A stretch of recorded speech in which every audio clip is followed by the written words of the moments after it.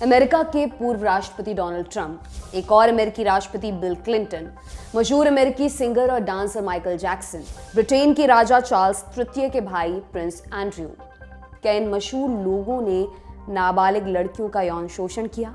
कुख्यात यौन अपराधी जेफरी एप्स्टीन के साथ उनके क्या संबंध थे? ये लोग उसके प्राइवेट आइलैंड पर क्या करते थे और जेल के अंदर एप्स्टीन ने आत्महत्या क्यों की? इन सवालों ने पिछले कुछ दिनों से अमेरिका समेत पूरी दुनिया में हलचल मचा रखी है। दरअसल अदालत के आदेश के बाद जेफरी एप्स्टीन केस से जुड़े डॉक्यूमेंट्स रिलीज हो रहे हैं। इन डॉक्यूमेंट्स में एप्स्टीन के अपराध में भागीदार रहे लोगों के नाम शामिल हैं। अभी तक इन नामों पर रहस्य बना हुआ था, मगर दिसंबर 2023 में अदालत ने पर्दा उठाने का आदेश दिया। तो आज के शो में हम जानेंगे जेफरी एप्स्टीन केस की पूरी कहानी क्या है, रिलीज्ड डॉक्यूमेंट्स में क्या कुछ पता चला है और अमेरिका में इतनी हलचल क्यों मची हुई है। नमस्कार, मेरा नाम दिव्यांशी सुमराव है। आप देखना शुरू कर चुके हैं लंदन टॉप का इंटरनेशनल प्रसंगों से जुड़ा रोजाना का कार्यक्रम दुनियादारी, जहां आज कहानी जेफरी एप्स्टीन की।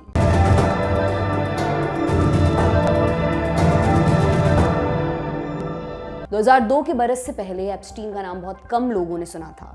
फिर एक दिन खबर आती है कि बिल क्लिंटन अफ्रीका महाद्वीप के दौरे पर गए हैं चैरिटी प्रोग्राम्स में हिस्सा लेने प्राइवेट प्लेन में। इस खबर में कीवर्ड प्राइवेट प्लेन था, जिसका मालिक जेफरी एप्स्टीन था। इसके बाद एप्स्टीन का नाम पहली बार मेन स्ट्रीम में सामने आया था। दो जानी मानी मैगजीन्स ने इस चर्चा को और दिलचस्प बनाया। सबसे पहले अक्टूबर 2002 में न्यूयॉर्क मैगजीन में लैंडन थॉमस जूनियर ने लिखा, जेफरी एप्स्टीन एक रहस्यमयी धन कुबेर है, उसके पास हवाई जहाजों का कारवां है और महिलाओं के मामले में उसकी नजर पारखी है। वो नोबेल विजेता वैज्ञानिकों को टक्कर देता है। जब से बिल क्लिंटन ने अपने नए दोस्त के आलिशान बोइंग 727 पर केविन स्पेसी और क्रिस टकर के साथ अफ्रीका का दौरा किया है, तब से सवाल हर किसी के मन में घूम रहा है, आखिर ये जेफरी एप्स्टीन है कौन? लैंडन ने इस रिपोर्ट के सिलसिले में डोनाल्ड ट्रंप से बात भी की थी, जब ट्रंप ने कहा था, मैं जेफरी को 15 वर्षों से जानता हूँ, वो कमाल का आदमी है। अफवाह तो ये भी उड़ती है कि मेरी ही तरह वो भी खूबसूरत लड़कियों का दीवाना है, खासकर कम उम्र की लड़कियों का। इसके 5 महीने बाद वैनिटी फेयर मैगजीन में एक और प्रोफाइल छपी। इसके मुताबिक वो ब्रुकलिन के एक मिडिल क्लास परिवार में पैदा हुआ था। उसके पिता पार्क्स डिपार्टमेंट में काम करते थे। वो गणित में शानदार था। 20 से 21 की उम्र में उसको मैनहट्टन के एक एलीट स्कूल में नौकरी मिल गई थी। वो वहाँ मैथ्स और फिजिक्स पढ़ाता था। बाद में वो बाउंटी हंटर के तौर पर काम करने लगा। बाउंटी हंटर सरकार या कंपनियों के लिए पैसा वसूलते हैं। इनका काम रिकवरी एजेंट्स के माफिक होता है। फिर 1980 के दशक में एप्स्टीन की किस्मत अचानक से बदल गई। अमेरिका के जाने माने लोग उससे सलाह मशवरा करने लगे। अरबपति लोग अपनी फाइलें दिखाने लगे। उसको सरकारी काउंसिल्स में शामिल किया जाने लगा। अगली बार जब वो लाइमलाइट में आया, तब तक उसकी संपत्ति हजारों करोड़ रुपए हो चुकी थी। न्यूयॉर्क के सबसे पॉश इलाके में आलिशान बंगला और कैरिबियन सागर में उसका प्राइवेट आइलैंड था। वो बड़े बड़े विश्वविद्यालयों को चंदा देता था। अमेरिका के दिग्गज नेता, हॉलीवुड सुपरस्टार्स, चर्चित यूनिवर्सिटीज के प्रोफेसर्स, नोबेल विजेता वैज्ञानिक और ब्रिटेन के राजकुमार उसके करीबी लोगों में शामिल थे। उसके घर में पार्टीज करते थे, उसके प्लेन में उड़ान भरते थे, उसकी दोस्ती की कस्में खाते थे। ये दौलत और शोहरत उसने कैसे हासिल की, ये रहस्य कभी नहीं खुल सका। 2019 में जब उसे गिरफ्तार किया गया, तब भी उसने बताने से मना कर दिया। उसी बरस एप्स्टीन ने जेल में आत्महत्या कर ली और वो राज उसी के साथ चला गया। लेकिन इतना चर्चित व्यक्ति जेल क्यों गया और बात आत्महत्या तक क्यों पहुंची, ये समझने के लिए आपको पिरामिड स्कीम का गणित यहाँ पर जानना होगा। एक बिजनेस मॉडल है जिसमें नए लोगों को जोड़कर पैसा कमाने का सपना दिखाया जाता है। एक ने 2 को जोड़ा, अगले स्टेप में 2 लोग 4 और को जोड़ेंगे, 4 से 8, 8 से 16 और ये गिनती बढ़ती रहती है तब तक जब तक कि नए लोग जुड़ते रहें। फिर एक दिन पोल खुल जाती है, पिरामिड भरभरा कर गिर जाता है। वैसे वाली स्कीमें तो आज भी चल रही हैं, मगर जेफरी एप्स्टीन नाबालिग लड़कियों के यौन शोषण की पिरामिड स्कीम चला रहा था। इसका पहली बार खुलासा हुआ 2005 में। फ्लोरिडा में पुलिस के पास एक फोन आया 14 साल की एक बच्ची के माँ बाप का। उन्होंने आरोप लगाया कि पाम बीच के एक बंगले में उनकी बच्ची का यौन शोषण हुआ है। पाम बीच दक्षिणी फ्लोरिडा में पड़ता है। ये अमेरिका के सबसे रईस इलाकों में गिना जाता है। पुलिस ने पड़ताल की, पता चला वो बंगला जेफरी एप्स्टीन का था। पुलिस ने तलाशी ली, वहाँ बहुत सारी आपत्तिजनक पेंटिंग, सीडीज और तस्वीरें मिली। जेफरी को कटघरे में लाने लायक सबूत तो थे, मगर पर्याप्त सबूत नहीं थे। दरअसल रेड की खबर पहले जेफरी को मिल चुकी थी। उसने लगभग पूरा डेटा हटवा दिया था। हालांकि उसकी ये चाल नाकाम रही। जांच में पता चला कि बंगला तो सिर्फ ऊपरी परत है। अगर और तसल्ली से तलाशी की जाए तो कई और राज खुलेंगे। फिर उन्होंने और परतें खोली। पीड़ितों के लिए स्पेशल लाइन शुरू की गई। इसके बाद 30 से अधिक महिलाओं ने यौन शोषण का आरोप दर्ज कराया।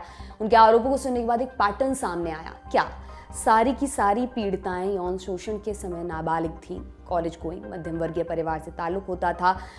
उन्हें जेफरी के बारे में अपने कॉलेज में पता चलता था, किसी दोस्त के जरिए। क्या पता चलता था? पाम बीच पर एक बंगला है, वहाँ एक अधेड़ उम्र का आदमी रहता है, वो मसाज के लिए $200 देता है। जो भी लड़की इसके लिए तैयार होती है उसे बंगले तक ले जाया जाता है। मसाज वाले कमरे में जेफरी सिर्फ तौलिया लपेटे लेटा होता था। वो मसाज का इशारा करता, जब मसाज खत्म हो जाता तब वो गलत तरीके से इधर उधर छूने लगता था। लड़कियों के पास वहाँ से निकलने का कोई ऑप्शन नहीं होता था, उन्हें चुपचाप सब कुछ सहना पड़ता था। जब लड़कियाँ वापस लौटने लगती तब वो उन्हें पैसे देता था, साथ में एक ऑफर भी। क्या? एक और लड़की को लेकर आओ तो कमीशन मिलेगा। कच्ची उम्र, पैसे का लालच और जेफरी की शख्सियत, लड़कियों के लिए इससे पार पाना नामुमकिन होता गया। जेफरी ने इसका भरपूर फायदा उठाया। वो उन्हें अपने अमीर दोस्तों के पास भेजने लगा, उनके साथ यौन संबंध बनाने के लिए मजबूर करने लगा। आरोप है कि इनमें से एक प्रिंस एंड्रयू भी थे। वर्जीनिया रॉबर्ट्स नाम की एक पीड़िता ने इल्जाम लगाया था। एंड्रयू ने कहा कि मैं वर्जीनिया से कभी नहीं मिला, आरोप झूठे हैं। इसके कुछ दिनों के बाद प्रिंस एंड्रयू की एक फोटो लीक हुई। इसमें वो वर्जीनिया के साथ दिखाई दे रहे थे। एक अपार्टमेंट में प्रिंस एंड्रयू का हाथ वर्जीनिया की कमर पर था। वर्जीनिया के मुताबिक ये तस्वीर 2001 में लंदन में खींची गई थी। उस वक्त उसकी उम्र 18 साल से कम थी। नवंबर 2019 में एंड्रयू ने एक इंटरव्यू दिया, तस्वीर के बारे में कुछ भी कहने से मना कर दिया। 2022 में वर्जीनिया ने एंड्रयू के साथ सेटलमेंट डील कर ली थी। बदले में उन्हें कितने पैसे दिए गए इसका खुलासा नहीं किया गया। खैर, 2001 वाली तस्वीर में एक तीसरी शख्स भी दिख रही थी किनारे की तरफ। उस महिला का नाम घिलेन मैक्सवेल था। घिलेन का जिक्र आगे भी आएगा। फिलहाल एप्स्टीन केस की तरफ लौटते हैं। पुलिस और FBI की जांच के बाद केस शुरू हुआ, लेकिन 2008 में केस खत्म हो गया। जेफरी ने कुछ गुनाह कबूल भी कर लिए थे, लेकिन स्टेट प्रोसिक्यूटर्स ने उस समय मामले को गंभीरता से नहीं लिया। उन्होंने पीड़िताओं पर जोर डालकर डील करवा दी। कहा जाता है कि उसे रसूखदार लोगों की सोहबत का फायदा मिला। एप्स्टीन को महज 18 महीने की जेल हुई। ये सजा भी उसने पूरी नहीं की। 13 महीने बाद वो रिहा हो गया। 2008 में डील करवाने वालों में अलेक्जेंडर अकोस्टा भी थे। उस समय वो फेडरल प्रोसिक्यूटर हुआ करते थे। 2019 में मियामी हेराल्ड नामक अखबार ने एक चौंकाने वाला खुलासा किया। उनकी रिपोर्ट में कहा गया कि पीड़ित लड़कियों की संख्या कम से कम 80 है। अकोस्टा पर आरोप लगा कि उन्होंने मामले की गंभीरता को छिपाया। उस समय तक अकोस्टा डोनाल्ड ट्रंप की कैबिनेट में मंत्री बन चुके थे। रिपोर्ट के बाद हंगामा मचा, दबाव बढ़ा तो उन्हें इस्तीफा देना पड़ा। इस्तीफे से पहले तक ट्रंप ये कहते फिर रहे थे कि अकोस्टा बहुत शानदार आदमी है, उसने हार्वर्ड से पढ़ाई की है। जैसे ही इस्तीफे की बात आई, ट्रंप ने कहा कि मैं इसके बारे में नहीं जानता था। उधर जेफरी पहली बार छूटने के बाद अपने काम पर वापस लौट गया। उसके एलीट पार्टियों में आना जाना जारी रहा। उधर पीड़िताएं न्याय के लिए संघर्ष करती रहीं। फिर मीटू आंदोलन की शुरुआत हुई। महिलाओं ने मुखर होकर बोलना शुरू किया। एप्स्टीन के ऊपर केस दर्ज कराए। नतीजतन 6 जुलाई 2019 को उसे न्यू जर्सी में गिरफ्तार कर लिया गया। फिर प्रोसिक्यूटर्स ने उसके न्यूयॉर्क वाले घर को खंगाला। वहाँ उन्हें चाइल्ड पोर्नोग्राफी का जखीरा मिला। उसके घर के हर हिस्से में CCTV कैमरास लगे हुए थे, बाथरूम से लेकर बेडरूम तक। एप्स्टीन जमानत के लिए अपनी पूरी संपत्ति दांव पर लगाने के लिए तैयार था, लेकिन कोर्ट ने जमानत देने से मना कर दिया। एप्स्टीन के न्यूयॉर्क वाले घर में फर्जी पासपोर्ट भी मिले थे। उसने फरार होने की पूरी तैयारी कर रखी थी, लेकिन इस बार वो बच नहीं सका। वहीं पर तय हो चुका था कि जेफरी की बाकी जिंदगी जेल में गुजरेगी। ट्रायल 2020 में शुरू होने वाला था, मगर 10 अगस्त 2019 को एक और झटका लगा। खबर फ्लैश हुई कि एप्स्टीन को अस्पताल में भर्ती कराया गया। उसके गले में फ्रैक्चर आया है। कुछ देर के बाद डॉक्टरों ने उसे मृत घोषित कर दिया। जेल के अफसरों ने कहा कि उसने सुसाइड किया है। इसके बाद कॉन्स्पिरेसी थ्योरीज का तांता लग गया। जिस जेल में जेफरी को रखा गया था उसमें 24 घंटे निगरानी होती थी। उसकी सेल में CCTV कैमरे लगे हुए थे। हर आधे घंटे में गार्ड्स जाकर पड़ताल करते थे, लेकिन सुसाइड वाले दिन सारे कैमरे खराब थे और गार्ड्स झपकियां ले रहे थे। एक थ्योरी ये भी थी कि जेफरी का खेल खत्म हो चुका था। उसके पास कई नामी गिरामी लोगों से जुड़े सबूत थे। वो कईयों की पद प्रतिष्ठा धूमिल कर सकता था, इसलिए उसे जेल में ही मरवा दिया गया। मौत के बाद उसके ऊपर लगे आरोप हटा लिए गए। हमने बीच में घिलेन मैक्सवेल का नाम लिया था, उसका क्या हुआ? वो एप्स्टीन की पार्टनर रही। पीड़ित महिलाओं का आरोप था कि वो यौन अपराधों में एप्स्टीन की मदद करती थी। वो सेक्स ट्रैफिकिंग बिजनेस चलाती थी। 2012 के बाद घिलेन अलग हो गई। एप्स्टीन का केस खुलने के बाद फिर से खबरों में आई। जुलाई 2020 में उसको अरेस्ट कर लिया गया। 2021 में उसको चाइल्ड सेक्स ट्रैफिकिंग का दोषी ठहराया गया। 2022 में न्यूयॉर्क की एक अदालत ने उसको 20 सालों की जेल की सजा सुनाई। जेफरी एप्स्टीन इस समय चर्चा में क्यों है? क्योंकि उसके केस से जुड़ी फाइलें की एक रिलीज की जा रही है। इसमें एप्स्टीन के करीबी लोगों के नाम हैं। कई नाम ऐसे हैं जिनका जिक्र पहले भी हो चुका है। 4 जनवरी तक रिलीज हुए दस्तावेजों में कौन से बड़े नाम सामने आए हैं? पहला नाम है डोनाल्ड ट्रंप का। ट्रंप ने एप्स्टीन के फंसने के बाद उससे दूरी बना ली थी। उनका नाम किसी यौन शोषण की घटना में नहीं आया है। दूसरा नाम बिल क्लिंटन का है। बिल क्लिंटन 1993 से 2001 तक अमेरिका के राष्ट्रपति रहे। उन्होंने स्वीकार किया कि वे 4 बार एप्स्टीन के प्राइवेट प्लेन पर बैठे थे। हालांकि एप्स्टीन की यौन अपराध में फंसने से पहले ही दोस्ती टूट चुकी थी। नए डॉक्यूमेंट्स में क्या पता चला है? सीधे तौर पर किसी केस में उनका नाम नहीं आया, लेकिन 2 पीड़िताओं ने अलग अलग दावे किए हैं। एक का दावा है कि 2011 में क्लिंटन ने वैनिटी फेयर मैगजीन को धमकी दी थी, एप्स्टीन के बारे में रिपोर्ट छापने से मना किया था। दूसरे का दावा है कि एप्स्टीन ने एक दफे निजी बातचीत में कहा था कि क्लिंटन को कम उम्र की लड़कियां पसंद हैं। तीसरा नाम बिल रिचर्डसन का है। वो 2003 से 2011 तक न्यू मैक्सिको स्टेट के गवर्नर रहे। वर्जीनिया ने आरोप लगाया था कि उन्हें बिल के साथ सेक्स के लिए मजबूर किया गया। बिल की 2023 में मौत हो गई। उन्होंने आरोपों से इनकार किया था। चौथा नाम माइकल जैक्सन का है। एक पीड़िता ने जैक्सन के साथ पाम बीच वाले बंगले पर मुलाकात का जिक्र किया है। हालांकि उनके ऊपर कोई आरोप नहीं है। जैक्सन की जून 2009 में मौत हो चुकी है।